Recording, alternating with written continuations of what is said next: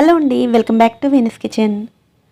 Eno soda లేకుండా deep fry చేయకుండా అప్పటికప్పుడు అటుకులు పెసరపప్పుతో ఇన్స్టెంట్గా బ్రేక్ఫాస్ట్ని ఎలా ప్రిపేర్ చేసుకోవచ్చో ఈరోజు వీడియోలో చూద్దామండి. ఈ చిన్న చిన్న ఊతప్పాలను బ్రేక్ఫాస్ట్గా తీసుకోవచ్చు, లేదంటే స్నాక్గా కూడా చేసుకోవచ్చు. వీటిని ప్రిపేర్ చేయడం కోసం ముందుగా ఒక బౌల్లోకి 1/2 కప్ వరకు పెసరపప్పును తీసుకోండి.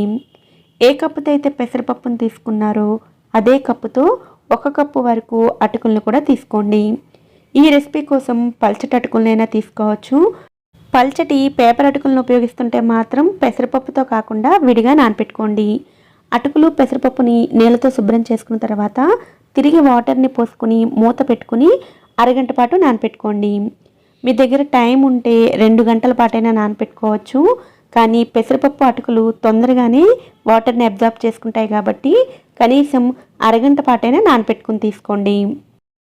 నేనైతే అరగంట పాటు నానపెట్టుకున్నానండి. అరగంట తర్వాత వీటి నుండి వాటర్ మొత్తాన్ని సెపరేట్ చేసుకుని మిక్సీ జార్లోకి వేసుకోవాలి.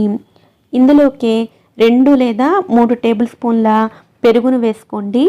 అలాగే కారానికి తగినట్లుగా పచ్చిమిర్చిని కూడా వేసుకోండి.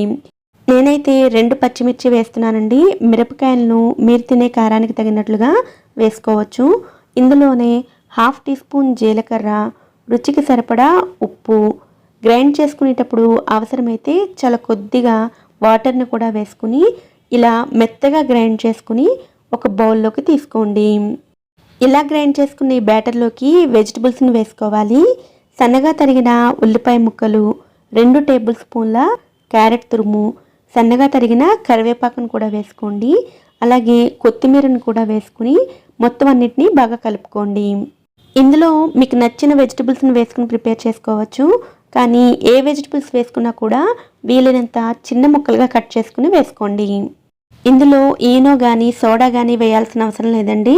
ఏమీ వేయకుండానే ఈ ఊతప్పాలు చాలా సాఫ్ట్గా వస్తాయి. అవసరమైతే కొద్దిగా వాటర్ని వేసుకుని ఇలా ఇడ్లీ పిండి కన్సిస్టెన్సీలోకి కలుపుకుని ఉంచుకోండి. స్టవ్ మీద తవాని కానీ ప్యాన్ని కానీ హీట్ చేసుకుని అందులో 2 టీ స్పూన్ల ఆయిల్ని వేసుకుని ఆయిల్ మొత్తాన్ని ప్యాన్ అంతా స్ప్రెడ్ చేసుకోండి. ఇప్పుడు ముందుగా ప్రిపేర్ చేసుకున్న బ్యాటర్ని కొద్దిగా తీసుకుని ఇలా చిన్న చిన్న ఊతప్పాల్లా వేసుకోండి. మీరు తీసుకున్న ప్యాన్ సైజ్కి ఎన్నైతే పడతాయో అన్నిటినీ వేసుకుని స్టవ్ ఫ్లేమ్ని మీడియంలోనే ఉంచుకుని ఫ్రై చేసుకోవాలి. ఇలా చిన్నవిగా కాకుండా కొంచెం పెద్ద ఊతప్పాల్లా వేసుకుంటే లోపల వరకు పిండి ఉడకడానికి కొద్దిగా సమయం పడుతుంది. ఇలా చిన్నవిగా కొంచెం పల్చగా వేసుకున్నట్లయితే చాలా తొందరగా ఫ్రై అయిపోతాయి. ఒకవైపు గోల్డెన్ కలర్లోకి ఫ్రై అయిన తర్వాత ఫ్లిప్ చేసుకుని రెండో వైపు కూడా ఫ్రై చేసుకుని తీసుకోండి. పెసరపప్పుకు బదులుగా శనగపప్పును కూడా వేసుకుని ఇలా చిన్న చిన్న ఊతప్పాల్లా ప్రిపేర్ చేసుకోవచ్చు. కానీ శనగపప్పు నానడానికి కనీసం 2 లేదా 3 గంటల సమయం పడుతుంది. పిండి గ్రైండ్ చేసుకున్న తర్వాత కూడా కొద్దిసేపు పక్కన పెట్టుకోవాల్సి ఉంటుంది.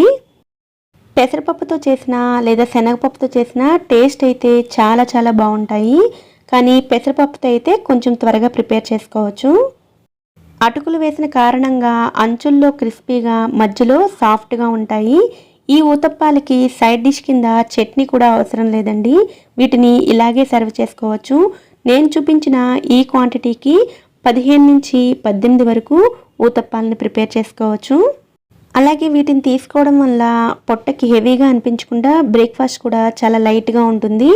మీరు ఎప్పుడైనా సింపుల్గా బ్రేక్ఫాస్ట్ని ట్రై చేయాలంటే ఈ రెసిపీని తప్పకుండా ట్రై చేయండి. ఈ వీడియో కనుక మీకు నచ్చినట్లయితే వీడియోని లైక్ చేసి ఛానల్ని కూడా సబ్స్క్రైబ్ చేసుకోండి.